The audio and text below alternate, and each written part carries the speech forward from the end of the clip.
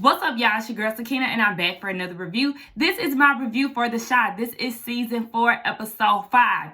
Y'all, like I said, I told y'all I'm in Ohio currently, okay? I had came down here or up here to come and see my dad for Father's Day and also to pick up my niece and my nephew. I finally got a break from them, so now is the time for me to go ahead and record. Y'all, thank y'all so much for being so patient with me. I know over the past few weeks, I've been inconsistent, haven't been uploading on the right days and all of that, so I'm like... It's just a lot that has been going on. And truth be told, there is going to be a lot more chaos and confusion once I go home because I will have the little ones with me full time. So, you know, it'll be a lot, but just bear with me, please. I will write on the community tab to keep y'all updated if anything is going to be delayed and all of that good stuff. Okay, so let's just go ahead and get straight into this review. So you already know we're going to do it case by case. So let's start off with Jada. We see that she is down at Smokey's with Dre, and she is letting Dre know that she wants her to execute her will. Jada is on the move when it comes down to this whole cancer thing, right? And I understand you definitely have to be prepared, God forbid anything happens, but you want to make sure that your affairs are in order just in case you don't make it out. So Dre is like, you know, I'm flattered, but don't you think you need to hand this off to your son? And she was like, do you know who my son is? Jada, I'm gonna need you to give your son a little more leeway, okay?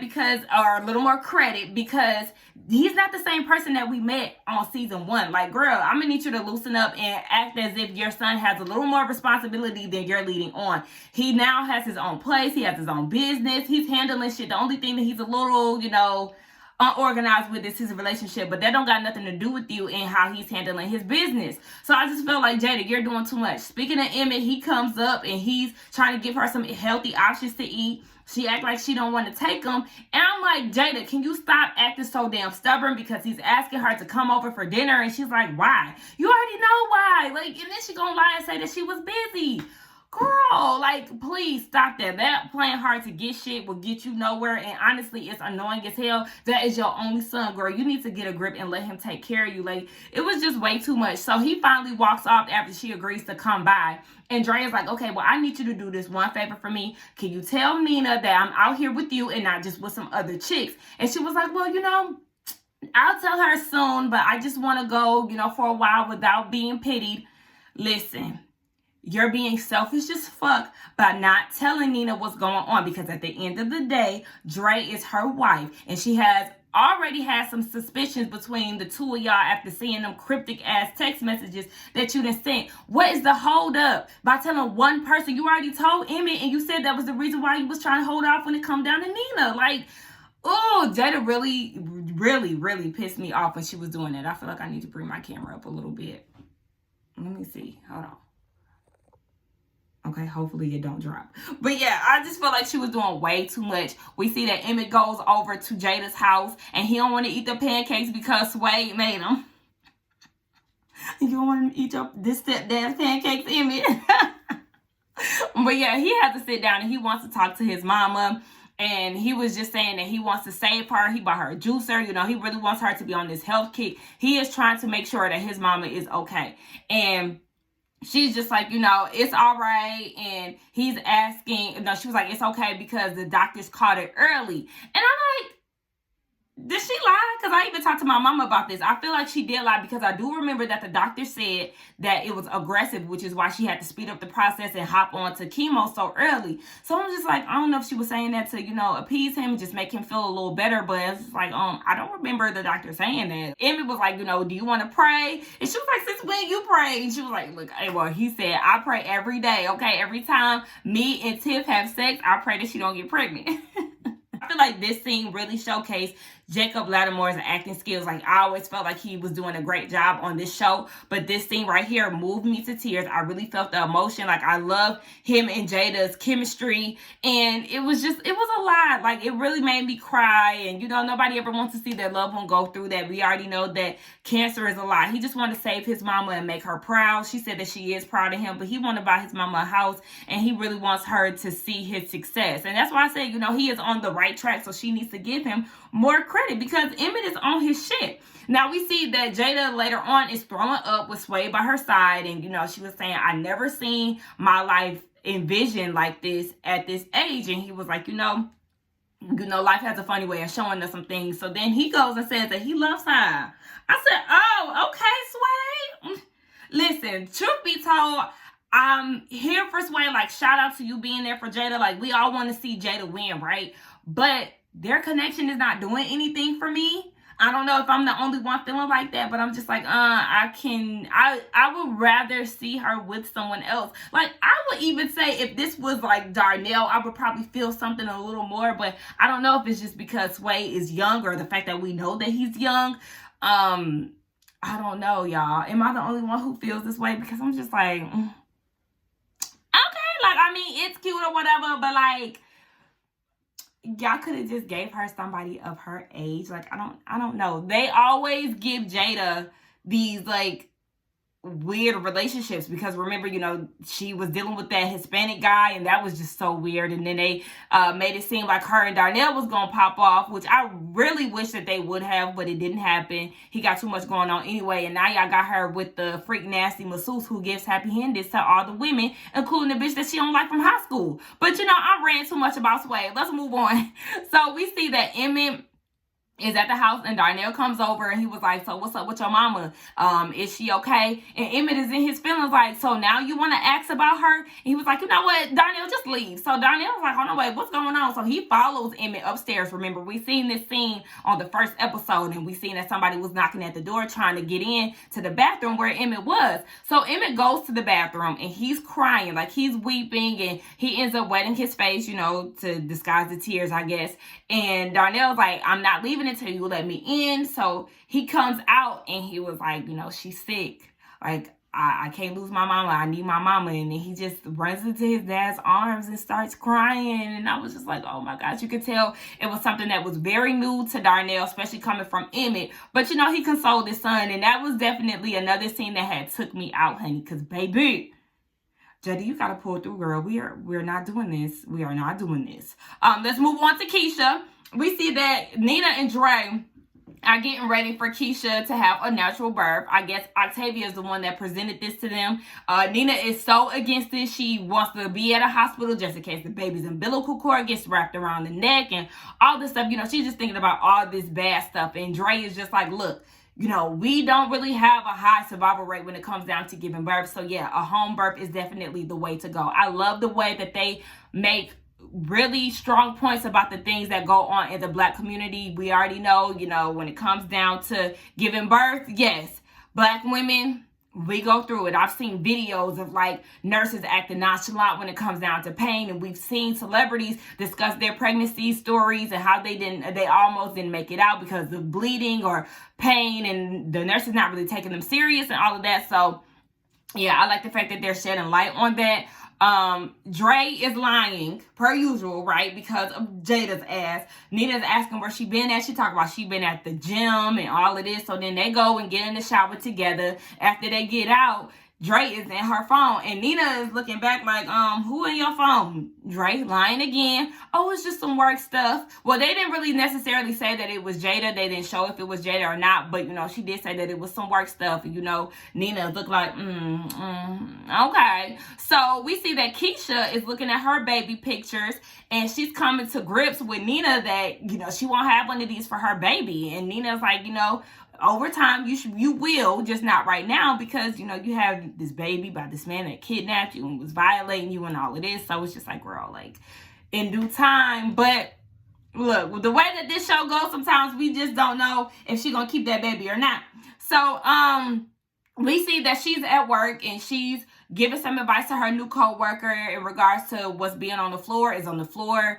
Don't go to the back because we ain't got nothing else in the back. And he was like, well, how come I see you going to the back? She said, baby, that is my way to escape sometimes. And he was like, well, give me a heads up so I can escape with you. Now we see that they're escaping together in the back and they eating candy, and she trying to get to know him a little bit, and they bond over scholarships. He was getting a basketball scholarship, but he ruptured his tendon, so that was a fail. And then she said, yeah, I went to school and I got a scholarship too. And he was like, look, I already know your story. Like, I'm just glad that you survived and that you escaped. And she was like, yeah, me too. Now, I was definitely surprised to see that Keisha handled the situation a lot better than I thought that she would. You know, when you kind of bring up certain things, her attitude towards it, especially when she she's interviewing families is really not that pleasant. But she handled him a lot different. And I said, okay, we already know that there's definitely going to be something between her and this coworker. So we'll see how that unfolds later. She starts getting contractions while she was at work. And, you know, the contractions started to come a lot sooner than expected and wasn't Braxton Hicks like she thought it was.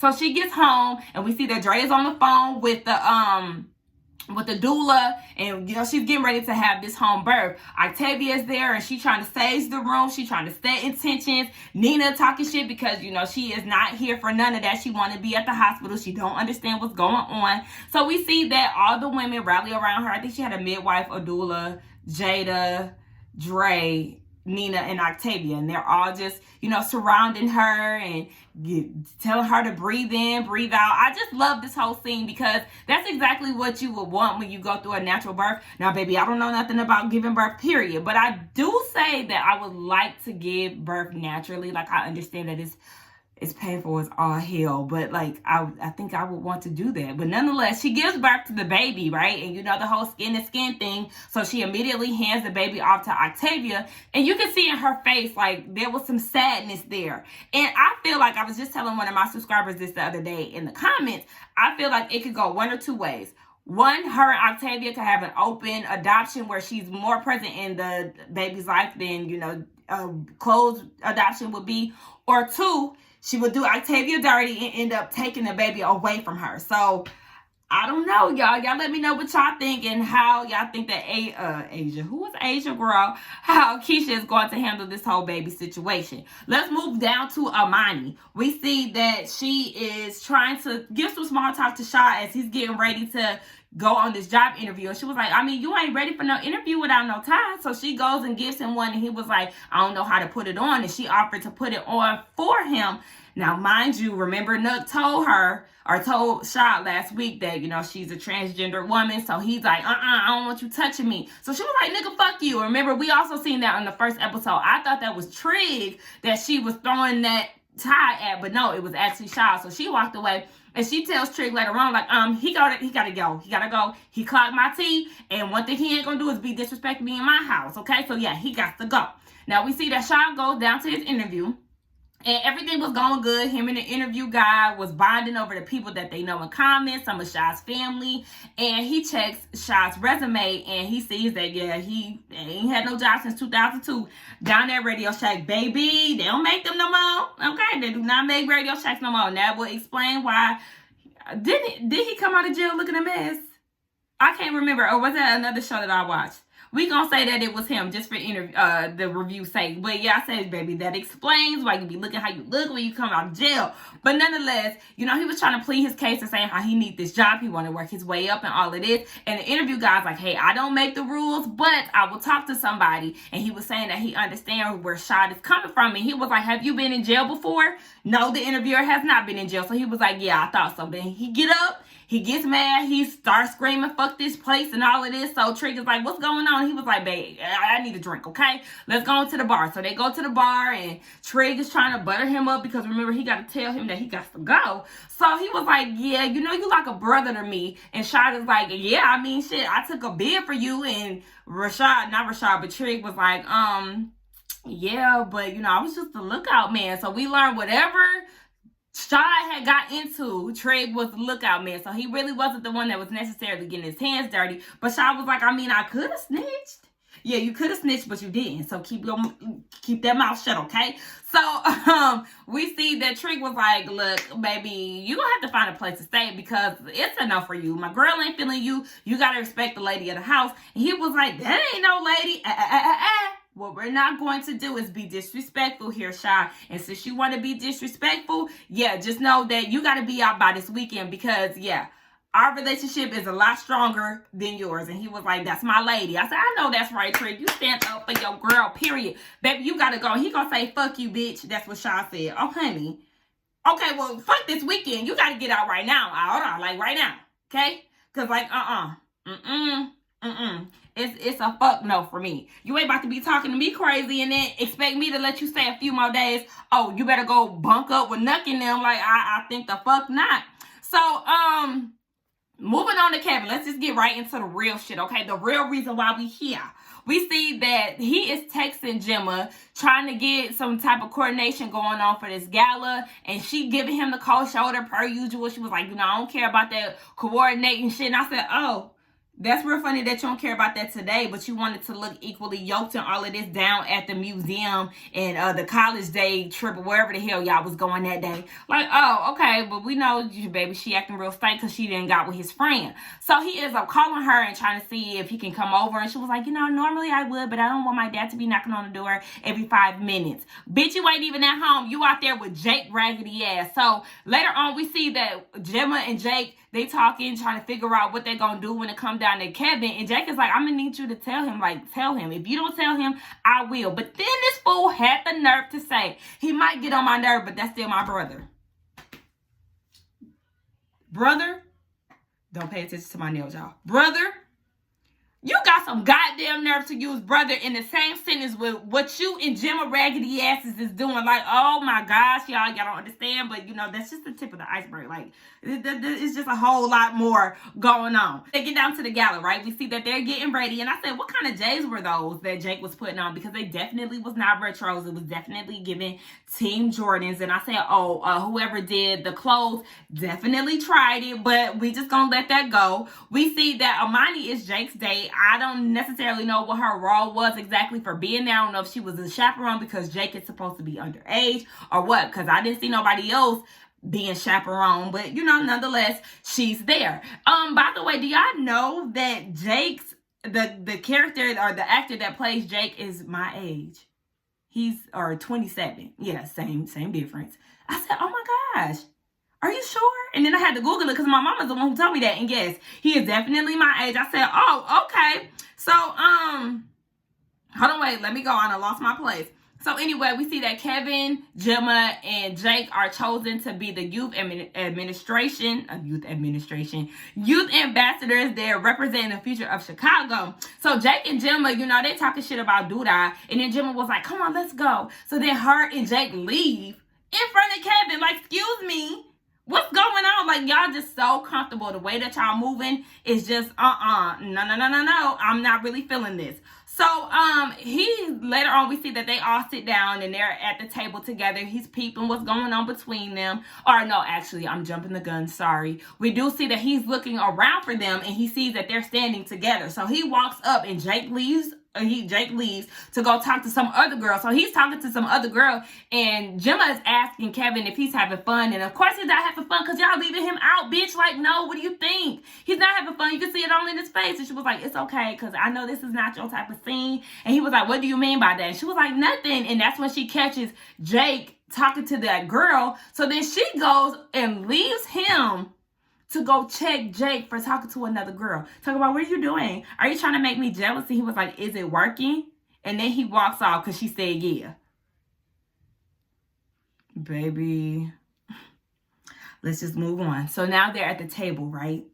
They're at the table together and they doing all these googly eyes. And I just felt like I wanted to just drag their asses right then and there. Gemma smiling all in Jake's face. Meanwhile, her boyfriend just looking like, what the fuck is going on? And I felt like, Kevin, why don't you nip this shit in the butt? You need to grab her up and go talk to her on the sideline. Because, I mean, what the hell? You just sitting here observing all this shit. You already have the instinct inside of what's going on, but you just letting the shit ride, and it's just a no for me. So Tracy, she's up there giving her speech. Remember, she was introducing Duda and all of that. So she's giving her speech talking about her organization, Rock, and how it's there to protect the Chicago kids, not just their personal kids, but all the kids within the community. And she feels like that the Olympics is there to dedicate, or the Olympics is about dedicating your life to something bigger than yourself. And she said that with the Olympics, it creates city long legacies, and she wants to show the city that it could be ran by the people instead of the police. And she's thankful for Duda and all of that for, being a revolutionary and all of that good stuff, right? So she's saying her speech, and then Kevin gets up. Well, he's already up, but he notices that Jake and Gemma are gone. She is chasing Jake down the hallway. Sorry, y'all, my phone died. But anyway, Jake was saying that he wants to leave because he feels like he doesn't belong there, and that the only reason he's there is because he got beat up by the police and he doesn't want to be a charity case. So he's feeling like he's not good enough. Jim want to keep him in the closet. He don't want to tell nobody about her or about them, and feels like her daddy ain't going to accept him, and that's why Kevin is a better fit for her. And she was like, Kevin approached me, you didn't. And he said that's because he don't chase bitches. Girl, this is the man that you keep chasing after, the one who keep referring to you as a bitch and all of this. And let's not act as if Kevin was the one that was chasing you, because you're the one who really approached him. Remember, they was in the hallway and she stopped him and Jake's conversation to say that he's a king and he need to stop acting like a peasant. Girl, you the one who made your presence known first, so don't make it seem like Kevin was out here chasing you, girl. And remember, you talking all this queen shit, but you want to chase after a nigga who keep calling you all kind of bitches.